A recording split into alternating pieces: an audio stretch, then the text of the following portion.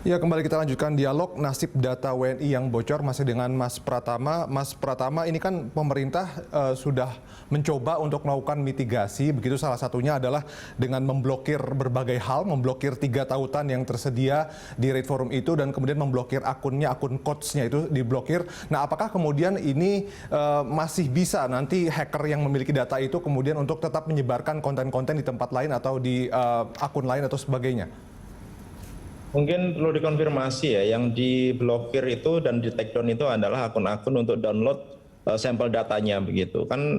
Si penjual ini, si coach ini, dia memberikan 1 juta sampel data gitu. Nah, pemerintah kita kebetulan memiliki hubungan baik dengan si pemilik layanan jasa download tersebut sehingga bisa melakukan take down begitu. Tapi saya yakin si penjual ini pasti akan membuat link yang lain juga gitu. Mungkin belum terpublis begitu, tetapi kalau request secara private gitu akan diberikan link oleh si penjual ini untuk bisa download sampel yang 1 juta tadi begitu. Nah, kemudian saya pikir untuk yang coach ini yang ada di Rate Forum tidak bisa di take down gitu, tidak bisa ditutup akunnya karena memang ini internasional begitu dan pemiliknya juga kita tidak tahu begitu, sehingga oleh Kominfo diblokir gitu. Jadi dari IP yang ada dari Indonesia tidak bisa mengakses dari forum hackers ini gitu. Jadi sebenarnya kalau di luar sana masih ada, masih bisa diakses. Orang masih bisa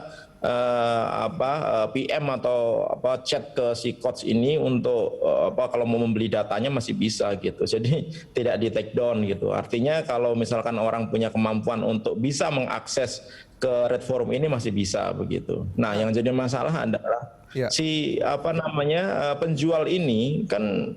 Tadi Mas Dodi bilang motifnya adalah uang. Ya mungkin motifnya uang gitu, selain mungkin dia juga pengen tenar ya gitu. Nah, ketika mereka motifnya uang, artinya mereka akan berusaha menjual data ini kemana-mana gitu. Tidak hanya di satu forum gitu. Ada puluhan forum di internet gitu yang memberikan fasilitas untuk jual beli data hasil curian seperti ini gitu. Dan menurut saya harus mulai dimonitor gitu, bukan hanya di Rate Forum gitu, tapi banyak forum-forum lain yang juga menyediakan proses jual beli data hasil kejahatan hacking. Nah, bicara soal forumnya sendiri kan bisa dikatakan sebagai lapak buat mereka untuk menjual berbagai data-data seperti itu ya. Rate Forum katanya sih akan berusaha juga untuk diblokir dan sebagainya karena menurut Kominfo sendiri terindikasi banyak menyebarkan konten yang melanggar. Blokir sudah, Mas.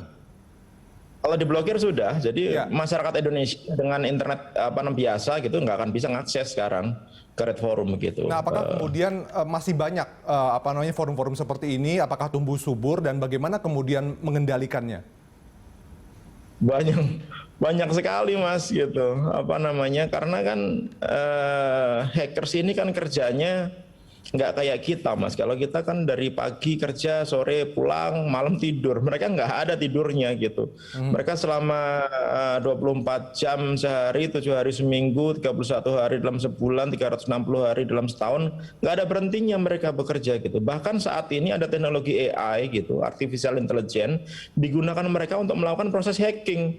Jadi musuh kita ini bukan hackers manusia sekarang. Tapi musuh kita itu hacker mesin gitu. Jadi mereka menggunakan teknologi itu melakukan hacking gitu, sehingga banyak sekali situs-situs yang jebol. Sebenarnya bukan hanya di Indonesia sih gitu, kalau kita mau excuse gitu, di negara-negara lain termasuk Amerika, kemudian termasuk Rusia, itu juga banyak kebocoran-kebocoran dari negara mereka begitu. Nah, itu bisa kita cek di forum-forum jual beli data-data curian gitu, seperti contohnya di Rate Forum ini gitu. Banyak data yang dijual di situ, data dari SIMA UI itu juga dijual di sana. Wow. Data Polri, data banyaklah yang dijual lah kalau kita ngelihat itu data-data dari Indonesia begitu. Memang agak miris gitu. Kenapa? Karena tidak ada yang bisa kita lakukan gitu. Tidak ada yang bisa masyarakat lakukan untuk mencegah hal ini gitu. Jadi Jadi memang benteng pertahanan kita ini memang harus diperkuat kalau memang kita tidak ingin kejadian ini akan berulang lagi gitu. Karena pasti akan berulang lagi dan mereka tidak peduli. Mereka tidak peduli bahwa jual data itu merugikan masyarakat, mereka tidak peduli bahwa data-data tersebut bisa merugikan masyarakat, bahkan bisa membuat kerugian finansial begitu. Mereka nggak peduli gitu. Yang penting mereka bisa nyuri, kemudian mereka bisa kelihatan eksis. Karena hackers terutama black hackers itu reputasi mereka itu menjadi prioritas di atasnya uang malah. Semakin mereka terkenal, semakin mereka hebat, semakin mereka dihormati begitu. Nah ini harus kita antisipasi gitu. Oleh karena itu untuk yang belum bocor gitu, karena belum bocor ini belum tentu nggak bocor ya Mas ya gitu. Iya. Bisa jadi bahwa sebenarnya bocor cuma belum terpublikasikan. Karena biasanya mereka itu suka menawarkan, Mas, contohnya kemarin kan sedang ramai nih ransomware gitu mengenai beberapa perusahaan-perusahaan besar. Mereka ngasih tahu dulu sebenarnya, data Anda nih bocor nih gitu. Anda mau beli nggak? Anda mau nutup nggak? Nanti kita kasih key-nya, nanti kita kasih datanya gitu. Tapi Anda harus bayar 100 miliar gitu. Kalau misalkan si pemilik datanya nggak mau, datanya disandra gitu, atau misalkan dia punya backup gitu, ya udah ambil aja, kita masih punya backupnya gitu. Ya akibatnya ya seperti ini mungkin gitu. Jadi disebarluaskan di internet, siapa saja yang mau beli gitu. Dan data ini dijualnya murah loh Mas. 279 juta data lengkap dengan nomor telepon, nama lengkap, alamat email, tanggal lahir dan lain-lain itu cuma sekitar $6.000 gitu. $6.000 itu 185 jutaan gitu. Kita bisa belinya transfer, bisa pakai Bitcoin gitu. Nah, biasanya trennya ya kalau saya perhatikan begitu, mungkin awal-awal harganya memang agak mahal nih, sekitar $6.000 gitu. Walaupun dalam hitungan data sebanyak itu hitungannya murah gitu. Iya. $6.000 itu mungkin nanti 2-3 bulan turun nih jadi $2.000 gitu. Mungkin sekitar 6 bulan turun jadi $500 gitu. Bahkan nanti data itu bisa disediakan gratis dan bisa diambil gratis. Seperti data Tokopedia, 91 juta data Tokopedia itu kalau tahu linknya dulu bisa di-download secara gratis gitu. Nah ini yang menurut saya sangat membahayakan gitu, karena data-data itu bisa dimanfaatkan oleh orang yang tidak berkepentingan untuk melakukan kejahatan. Dan bukan hanya data-data hasil hacking sebenarnya Mas gitu. Kalau Mas Dodi lihat di internet browsing lah sekarang begitu, butuh data perbankan gitu. Di Indonesia juga banyak dijual itu.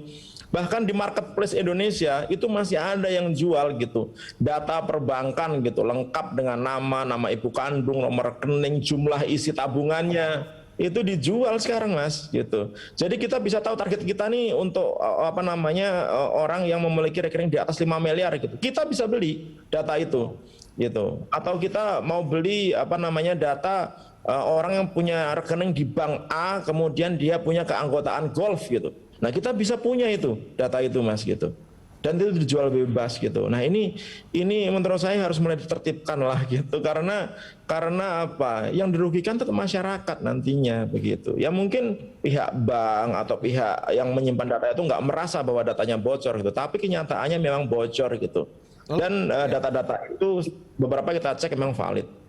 Lalu bagaimana kemudian dari pemerintah atau regulator membentengi kebocoran-kebocoran seperti ini? Tadi Anda bilang mungkin saja beberapa data sebetulnya sudah bocor, cuma memang belum terpublikasi atau mungkin sedang negosiasi, atau mungkin ya seperti yang kita tahu, hacker tadi bukan hanya uang, tapi mungkin ajang pamer di antara para hacker gini. Wah, saya punya data ini, wah saya punya data ini begitu. Jadi apa yang harus dilakukan lewat apa? Apakah lewat regulasi atau lewat sistem digital kita yang diperbarui atau bagaimana sebetulnya? Yang pertama adalah kita harus punya regulasi yang kuat, itu penting sekali ya begitu, untuk memaksa pemilik layanan elektronik ini memberikan pengamanan yang maksimal terhadap sistemnya. Yang kedua adalah pengamanan teknologinya itu sendiri, pengamanan sistemnya sendiri. Harus bikin server yang memang kuat, terupdate, selalu terupdate begitu. Ada antivirus, anti malware-nya, ada firewall-nya gitu. Standar itulah, standar server, sistem server yang kuat lah begitu. Kemudian juga perlu SDM yang kuat juga gitu, dan SDM yang pinter. Kadang-kadang memiliki teknologi hardware yang bagus, hebat, tapi SDM-nya nggak terlalu mumpuni gitu. Merasa bahwa oh ya ketika tampilannya masih oke-oke saja, tidak ada device atau perubahan terhadap tampilan website, sistemnya tetap berjalan lancar gitu, dianggapnya bahwa itu fan-fan saja. Enggak, belum tentu gitu. Karena hackers yang profesional itu dia akan berusaha masuk diam-diam ke dalam satu sistem, begitu dia masuk, dia akan meninggalkan trojan atau malware yang digunakan untuk backdoor supaya dia bisa keluar masuk kapan saja, kemudian dia akan mengcopy datanya diam-diam gitu, dan dia akan keluar diam-diam gitu. Nah, data digital itu beda dengan data konvensional gitu atau barang konvensional. Orang kalau misalkan punya buku, bukunya hilang, pasti akan bingung gitu, nyari buku saya kemana nih, hilang nih gitu. Kalau ini kan tidak. Ketika data itu tercuri, data aslinya masih ada di sana gitu. Sehingga kalau kita tidak ngecek log, kita tidak ngecek aktivitas yang mencurigakan di dalam sistem server kita, nggak akan tahu bahwa ada yang masuk ke dalam sistem kita gitu.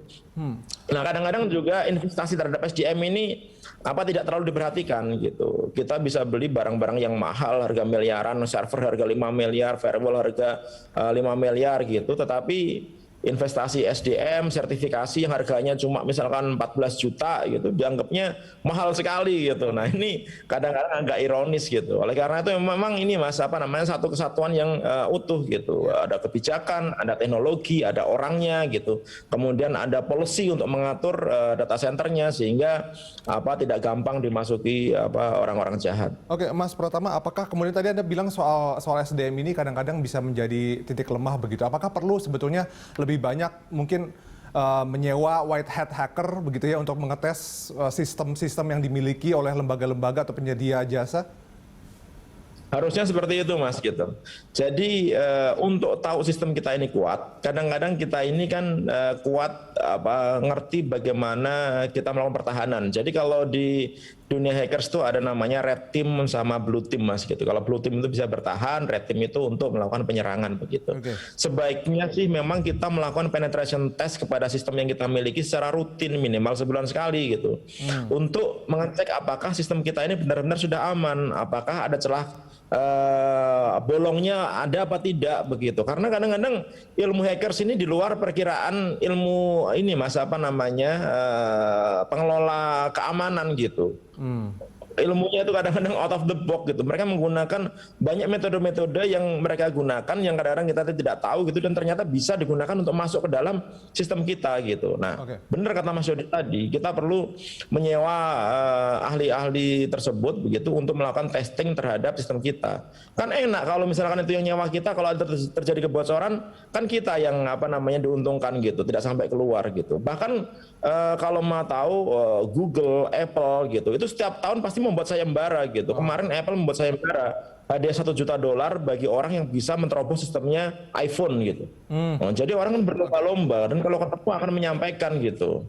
Oke, Mas Pratama, terakhir ini kalau dari sudut pandang masyarakat sendiri gitu ya, masyarakat sudah membaca mungkin di media, wah ada 279 juta data, begitu mungkin termasuk data saya, termasuk data Anda, apa yang bisa dilakukan oleh mereka begitu, bagaimana mereka menyikapi ini dan bagaimana kemudian ke depannya mereka melindungi data pribadi yang mereka miliki.